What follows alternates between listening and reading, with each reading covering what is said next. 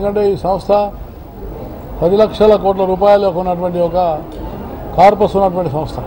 ప్రతి సంవత్సరం మళ్ళీ ఈ కార్పస్లో కూడా 1,00,00,000 కోట్ల రూపాయలు, 1,00,00,000 కోట్ల రూపాయలు మళ్ళీ జమ అయ్యేటువంటి సంస్థ.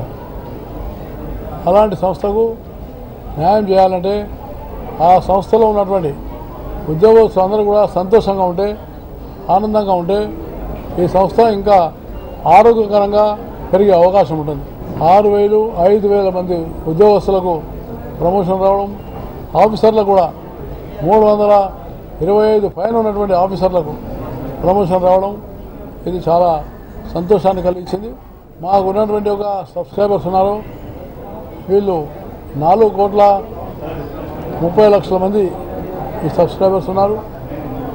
ఈ సబ్స్క్రైబర్కి అందరికీ ఇది వేధింపుల సంస్థ అని కాకుండా ఎస్టాబ్లిష్మెంట్స్ కానీ ఫ్యాక్టరీలకు కానీ ఇది ఒక సామాజిక సేవ అందించేటువంటి సంస్థగా వాళ్ళ యొక్క అన్ని కార్మికుల యొక్క పెన్షన్ అయితే ప్రతి నెల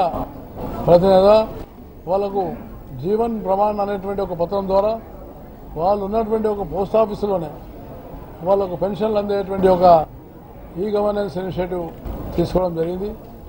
దాంతోపాటు ఇక్కడ ఏదైతే యూనివర్సల్ అకౌంట్ నంబర్స్ ఇవి దాదాపుగా 10 కోట్ల యొక్క ఉన్నటువంటి ఒక అకౌంట్లు తెరవబడ్డాయి.